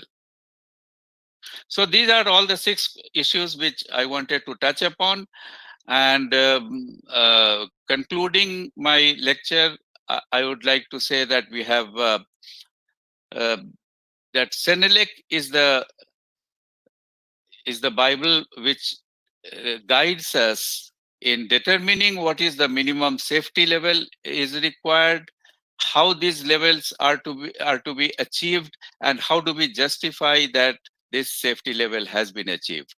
And the level is normally decided or determined by methods like LR. Thank you. Thank you very much, sir. So we got some insights on safety also, and we look forward for more of your presentations in future, sir. Thank you so much. Thank you. Now, with us, Dr. Anirudh Gautam, sir, who is Executive Director, Research Design and Standard Organization, RDSO, Lucknow. Dr. Gautam is a mechanical electrical engineer from prestigious SCRA scheme of Indian Railways. He has served initial years maintenance of carriage and wagon, maintenance and operations of steam locomotives, operation maintenance of diesel locomotives, and train and crew management in the challenging eastern sector of Indian Railways. He has worked in the area of manufacture of diesel locomotives at Diesel Locomotive Works, Varanasi, and then he moved into a niche area of design. He is credited Thank you. feature on an export locomotive and was instrumental in building the first indigenous EMD design locomotive in India. He has developed a Alto locomotive electric fuel injection system, which has been commercially successful. A mobile energy test car, which has been used for measuring level for locomotives in India. The main area of interest are energy production devices, fuel cells, hybrid powertrains, and sustainable motive power systems, control systems, development and structure optimization. His other area of specialization is reliability for railways and operate on ethanol and he's working on his hybrid trains and the future of railway traction also. And he holds his master's in quality management from BITS Pilani, a master's in engineering in engine systems from University of Wisconsin, Madison, USA, and PhD in renewable energy engines from IIT Kanpur. Sir. Thank you, Vidushi. Am I audible? Yes, sir, you are very much audible. The presentation is there on the screen. Okay. For us. Okay, so since we are running short of time, I will be a little quick on my presentation because we have a question answer session also after that. So I'm going to talk about RAMS and PHM on Indian Railways specifically. The present status is that Indian Railways is very seriously into RAMS and PHM. RDSO has set up where I work. It is called Research Design and Standards Organization. It is the research and design wing of Ministry of Railways. Presently headed by our Director General, Shri Virendra Kumar. So RDSO has set up a Center for Reliability and Integrated Systems Engineering. And this center is equipped with a central server, reliability software, and dedicated internet connectivity. And we have trained certain personnel from carriage, wagon, electric, locomotive power departments. And we have taken up certain projects in collaboration with IIT Kharagpur from the group of Subir Chaudhary School of Reliability and Quality. For example, we have taken up RAMS analysis of LHB and ISCF coaches, FMECA of coach bogies, RAMS analysis of diesel locomotives, reliability study of the traction motors of electric locomotives, then data collection system in coaching depots and railway workshops, reliability analysis of turbochargers of diesel locomotives, and some other projects. One of the things that has come to our notice, that data collection is an area of immense improvement on railways, and we are working towards improving it. For the IIT Kharagpur projects, I would like to mention that I have worked with Professor Goel, who works with Professor Chaturvedi. Recently, then Ministry of Railways started looking at implementation of the RAMS and the PHM program on a very wide scale all over Indian Railways. And recently, Railway Board has sanctioned a project for implementation of EN 50126 RAMS for rolling stock of Indian Railways at a cost of rupees 400 crore. And so EN 50126 has already been spoken by Dr. Verma, so I'll not repeat that. And it is the purpose of the project, this project which has been sanctioned by the Railway Board, to cover all aspects of life cycle of rolling stock, that is design, manufacturing. So design begins at RDSO or at production units, manufacturing, production units, ICF, RCF, and MCF, railway workshops, then also private workshops, the wagon manufacturers, maintenance depots, and maintenance yards. And we have actually prepared a concept note, and we are in the eventually this implementation will also be rolled out for all assets of Indian Railways, that is track, signals, electric infrastructure, etc. The vision of RDSO is to be a leader in research and innovation with focus on reliability and maintenance of railway systems. So that fits in beautifully with our RAMS and PHM initiatives of Ministry of Railways. Certain PHM initiatives have already been taken on Indian Railways. For example, condition monitoring of permanent way. We have these track recording cars and oscillation measurement cars, where we measure the unevenness, alignment, twist, gauge, vertical wear, lateral wear, angular wear of the tracks, and also look at the various physical conditions of the sleepers, track fittings, etc. And we are also doing subjective assessment of track health through acceleration monitoring at the bogie pivot and riding comfort. And we are also planning to do track components scanning through high resolution and high speed cameras to identify the track component defects. Then in the field of traction installation, that is basically the overhead installations, we have got tower cars equipped with measuring and recording instrumentation. We also plan to measure OHE geometry parameters, PANTO contact wire interaction. Then locations with imminent failures can be attended in time and we are planning a predictive monitoring of insulators using ultrasonic scanning, thermal imaging and partial discharge. And RDSO has also prepared a draft guidelines for condition monitoring of transformers. Then on the coaching side, we have developed the onboard condition monitoring of bearings of coaches. We have used in industry, one of the private industries, wireless condition monitoring system for condition monitoring of wheel bearing and track as part of the pilot project. And we are also using sensorized bearing with tread bit unit with the speed and temperature sensors. Then in the signaling, we are using the Senelec standards, which Dr. Verma already talked about. And we are looking at SIL levels and data loggers. Railway signaling system is using a lot of data loggers, which have been networked, and in which 3 types of alarms are generated: maintenance, safety, and traffic related, and sent in SMS to maintenance staff to reduce equipment downtime. On the locomotives, we have developed remote monitoring and management of locomotives and trains, that is RAMLOT, which gives an online monitoring of the loco health and fleet management through web-based application. We are also doing wayside monitoring of bearings through acoustic signatures. Bridge condition monitoring projects are also being undertaken. We have already taken some projects in which we are using underwater drones to study the piers of the bridges and to inform and to give out the data on the condition by taking photographs and also assess certain other attributes of the piers and the structures.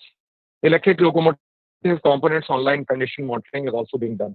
So this is as far as the PHM on the Indian Railways is being done, and there are other certain other pilot projects which are also being done. But there are certain issues for PHM on Indian Railways. Most of these systems are standalone industry developed systems being used. There's no common protocol. So we very urgently require a common IT backbone, and Indian Railways, Ministry of Railways is working towards that. Of course, we have not covered all the areas, and we would like to cover, make it as a system of systems. And we would like to use data analytics, AI, ML based RUL, remaining useful life predictions. These are not available right now, but we are trying to work in that direction. At Shakur Basti, we have set up a PHM center. That has started working, but it needs to be augmented quite a lot. And we are doing more experiments also in certain other areas, like traction motor, bearing temperature, and transformer condition monitoring, etc. However, we are also looking at a common program for adoption of a structured PHM, which should be done by Indian Railways. And the most important thing is that we need to skill our Indian Railways personnel in PHM and data analytics very urgently. So this is we have made a RAMS for rolling stock of Indian Railways. A quick, we will start right from the purchase order, manufacturing data, workshops, depot yards, then onboard diagnostics, wayside diagnostics, and customer requirements. And Chris is our organization who handles our IT and data related work. So Chris will be hosting all these servers. The RAM servers will be hosted by RDSO, and then we'll be doing the various activities like fault tree analysis, reliability centered maintenance programs, DFMM, then DFR, design for manufacturing and maintainability, reliability, operations, lifecycle costing, FMECA, and all this will all be integrated in design, manufacturing, maintenance, and operations. And of course, then we'll have the dashboards for various, starting from the minister, right down to tracking the assets and their problems. This is the framework for RAM LCC management, which I have taken from the book of Professor Derson. And this basically shows the various concepts of RAM LCC management. There's concept and definition, design and development, manufacturing and construction, assembly and integration, operation, maintenance, and disposal. And then at various stages, we have integration of RAM LLC requirements, then determination of requirements, and demonstration of requirements. And on the feedback loop, we have the maintenance engineering, maintenance and apportionment of RAMs and LCC requirements to subsystems. So this is a framework that we are trying to follow on Indian Railways as well. We have got on the Indian Railways, we have a huge inventory of assets. We have 3 lakh wagons, and that is 300,000 wagons, 60,000 passenger coaches, 10,000 EMUs and demos, 11,000 locomotives, 70,000 kilometers of track, which is increasing every day, 50,000 kilometers of OFC lines, 7,500 railway stations, 33,000 kilometers of track circuiting, 45,000 kilometers of electrified lines, 1.5 lakh bridges. So asset management and RAMs of assets becomes a complex due to linear nature of these assets, because they are distributed all over the country and they are moving all over the country, for example, the rolling stock. So it becomes a little more, a bigger problem for Indian Railways because of the size and the volume. So for the rolling stock, coming to the rolling stock, the design is done at RDSO, vendor premises, and at the production units. Manufacturing is done in our 3 factories. And then we have a large network of maintenance points for both coaching and wagon stock. For the coaching stock, we have workshops, primary depots, secondary depots. For freight stock, we have POH and ROH workshops, maintenance yards. And then we have preventive maintenance schedules, trip, quarterly, 6 monthly, yearly, 2 yearly, followed by POH. And that's a typographical POH. 44 railway workshops on Indian Railways in different geographical areas to carry out these activities. So you can see the lot of money we are spending on maintenance activities and in asset and in ensuring that the assets are available and they are safe to use for the passengers. We would like to bring down those costs at the same time maintaining the safety of these assets. These are the preventive maintenance schedules we have got 2 types of coaches, LHV coaches and ICF coaches. And then we have wagons. So we have got different types of maintenance schedules. For the concept for the roadmap that we are going to do for the RAMS and PHM for our rolling stock. We will implement EN 50126. So that will include our Center for Reliability at RDSO, CRIS, production units, workshops, suppliers, maintenance depots, maintenance yards, and private wagon manufacturers. We'll be requiring a host of machines and equipment, including data analytics, AI, and reliability engineering related, integrated maintenance units and diagnostics and prognostics, then direct part marking for the traceability of the various components, smart methodology systems, then learning management systems for our scaling of our people, machine capability study processes and their equipment, smart material handling systems.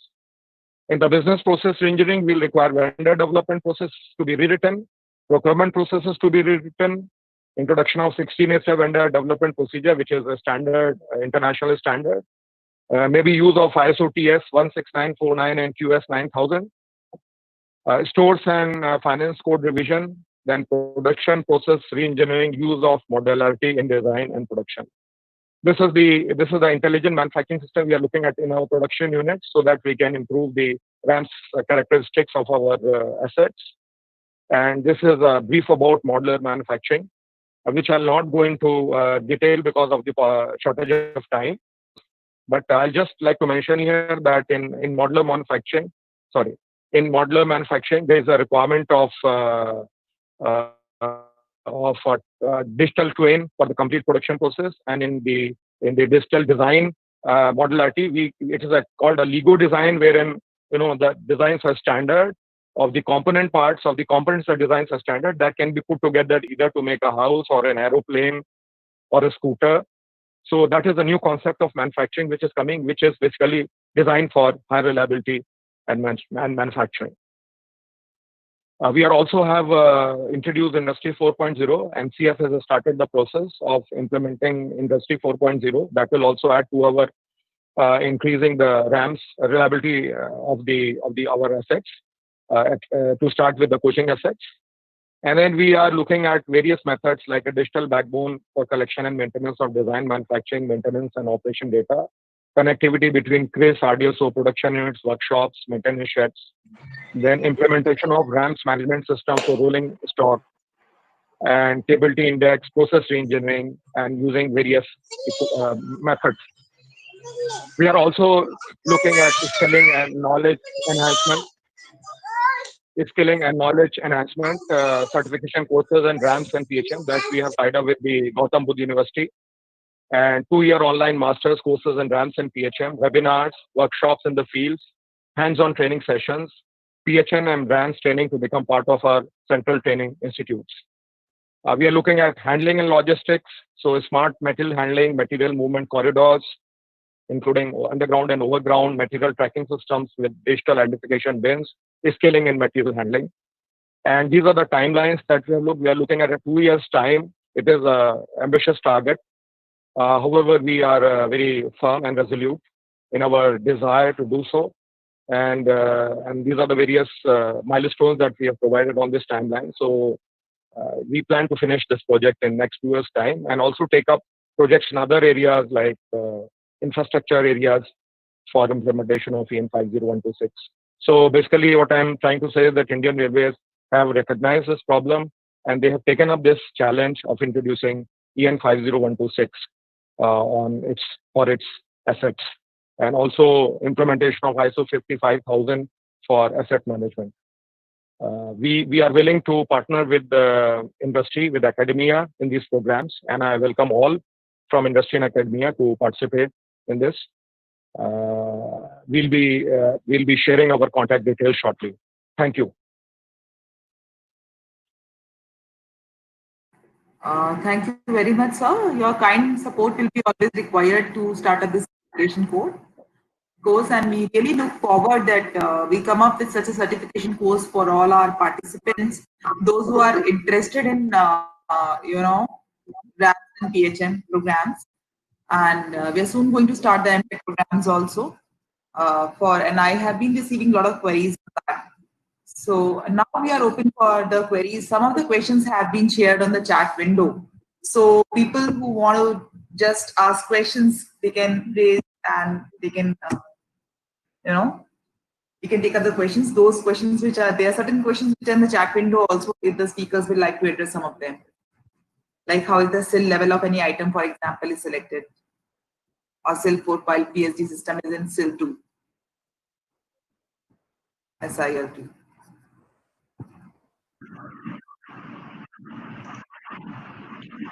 Dr. Vidushi, actually my computer shut down in between, so I don't have all the chat messages. When I reopen, I get only 5 or 10. So if you want some answer from me, why don't you read out the question? I will give my comments. How to select the SIL level of any item, for example, PSD door relay in SIL 4, while PSD system is SIL 2. Jayant Pandey sir has tried to address this question, answer this question by saying that decided on the basis of the list THR being accepted from the function performed by a unit. So if you want to throw some light on this, sir. Yeah, as I already said, the SIL level or safety integrity level is decided by the risk that is involved. That is, what is the severity of a hazard? If door opening may create a hazard for, say, catastrophic, there are 4 or 5 categories: catastrophic, then very serious, major, then minor. So it depends on what kind of severity you attach to it, and it is a very subjective matter. This has to be discussed in a workshop involving all the stakeholders of the metro. And practically, I have seen that door opening, if you take the example, it is assigned level 2 or 3, whereas other signaling functions which can create catastrophic consequence, like I gave the example of 2 conflicting signals being cleared for 2 trains on the same line. This is definitely SIL 4. So this is a subjective matter, and you have to decide which is less, which severity is less, how much less. Thank you, sir. Any other participant want to discuss anything? They're open for the question. They can unmute your mic and you can ask the question. So we'll be sharing the email IDs of the speakers also.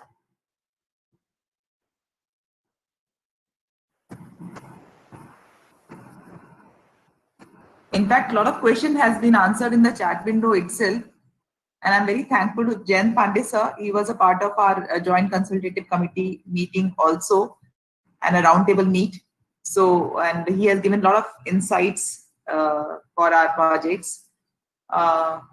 So finally, we have come to the end of our webinar.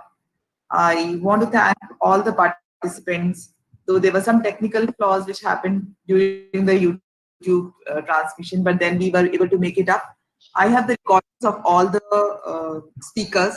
So after their consent, we'll be sharing it to you and the presentations. So those who are interested in watching those presentations and those recorded sessions, they can always go through them. And I really thank you.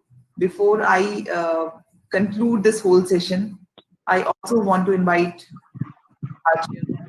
Rain, Sanjay Sharma sir, to give his final word.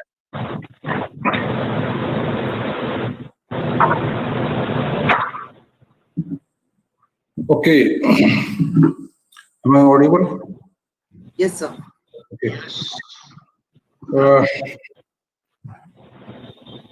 It has been really a great success, I think, because all the speakers have given a lot of insight in their fields.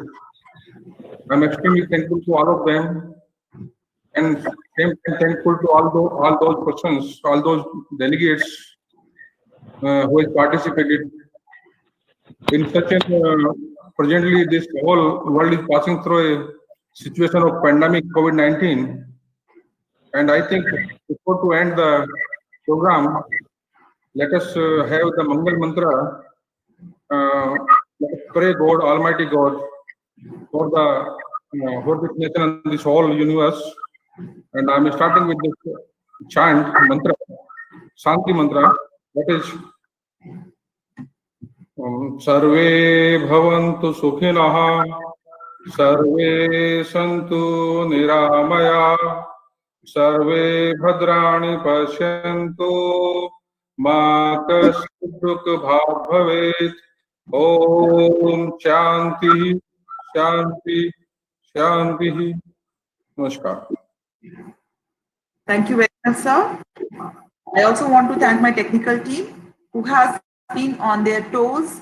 Dr. Neeta Singh, Dr. Sandeep Rana, Ms. Neeti, Ms. Gamini, who has been working throughout their, the time working and maintaining the whole show. And thank you all the participants and thank you so much all the speakers. Thank you very much, sir. I'm very grateful to you that you have given us time to be over here. Thank you so much. Thank you, Vidushi, and everyone. Thanks a lot. Thank you, sir. Thank you, Vidushi. Thank you.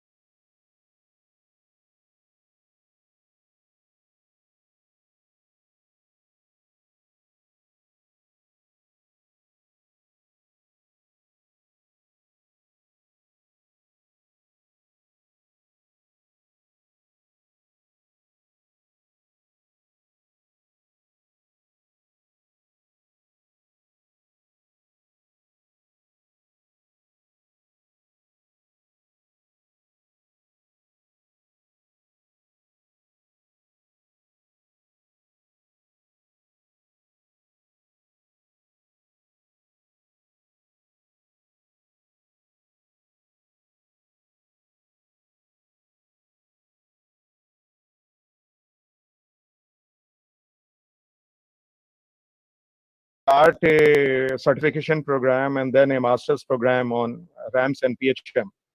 As Professor Darsan mentioned, that merging of these two sciences is a need of the hour today, and we must be working on developing this online program for working professionals. So, certification program for 4 months will give us a very good idea on how to go about it. I will request Professor Uday Kumar, Professor Darsan, Professor Chaturvedi, Dr. Dhananjay Kumar, and and Dr. Verma, and all the others, Professor Mishra, that let us work on the